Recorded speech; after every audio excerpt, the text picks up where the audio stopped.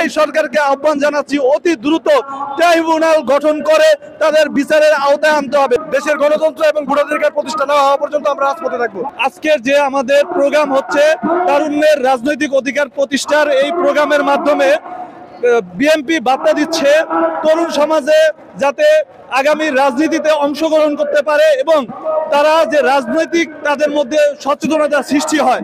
কারণ আমরা দেখতে পাচ্ছি এই তরুণ সমাজ যদি আগামীর বাংলাদেশ বিনির্মাণে অংশগ্রহণ করে সেক্ষেত্রে তাদের রাজনৈতিক সচেতনতা অত্যন্ত গুরুত্বপূর্ণ। সেই সাথে আমরা বলতে চাই যে এই ডিসেম্বরের মধ্যেই বিএনপি চাচ্ছে একটি সুনির্দিষ্ট রোডম্যাপ ঘোষণার মাধ্যমে একটি নিরপেক্ষ নির্বাচনের মাধ্যমে একটি নির্বাচিত সরকার প্রতিষ্ঠার। যে নির্বাচিত সরকার বাংলাদেশে বর্তমানে আপনারা দেখতে পাচ্ছেন বিভিন্ন ইস্যু নিয়ে সমসাময়িক বিভিন্ন ইস্যুর কারণে বাংলাদেশে অস্থিরতা বিরাজ করছে। স্থিতিশীল যে বাংলাদেশ বিনির্মাণের লক্ষ্যের জন্য অতি দ্রুত একটি রোডম্যাপ ঘোষণার মাধ্যমে একটি সুষ্ঠু নির্বাচন আয়োজনের জন্য এই অন্তর্বর্তীকালীন সরকারের কাছে আমরা জোর আহ্বান জানাচ্ছি।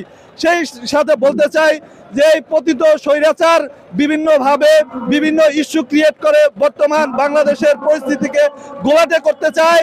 তাদের এই অসৎ উদ্দেশ্য কোনোদিনেই বাংলাদেশে বিএনপির মতো এত বড় রাজনৈতিক সংগঠন থাকতে কোনোদিনই তাদের সেই অসৎ উদ্দেশ্য বাস্তবায়ন হবে না।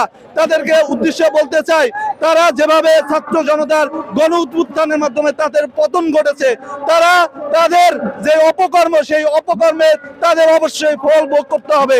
এই সরকারকে আহ্বান জানাচ্ছি অতি দ্রুত ট্রাইব্যুনাল গঠন করে তাদের বিচারের আওতায় আনতে হবে। আজকে জনগণের ভোটাধিকার প্রতিষ্ঠার লক্ষ্যে আজকে জানেন আপনার বাংলাদেশে একটি গণতান্ত্রিক সরকার যদি প্রতিষ্ঠিত হতো, সেই গণতান্ত্রিক সরকারের মাধ্যমে বাংলাদেশের বিভিন্ন সংস্কার থেকে শুরু করে প্রত্যেকটি দপ্তরে একটি গুণগত পরিবর্তন আসতো। সেই ধারাবাহিকতা রক্ষার জন্য তারুণ্য নির্ভর একটি সমাজ ব্যবস্থা বাস্তবায়নের লক্ষ্যে আজকের এই সমাবেশ।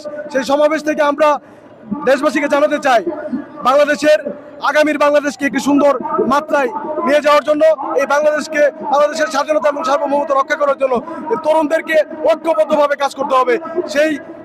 সেই লক্ষ্যেই আমাদের নেতা দেশনায়ক জনাব তারেক রহমান এই প্রোগ্রামগুলো সারা বাংলাদেশে করতেছে। আমরা জাতীয়তাবাদী যুবদলের কর্মীরা আমরা রাজপথে আছি। দেশের গণতন্ত্র এবং ভোটাধিকার প্রতিষ্ঠা না হওয়া পর্যন্ত আমরা রাজপথে থাকবো।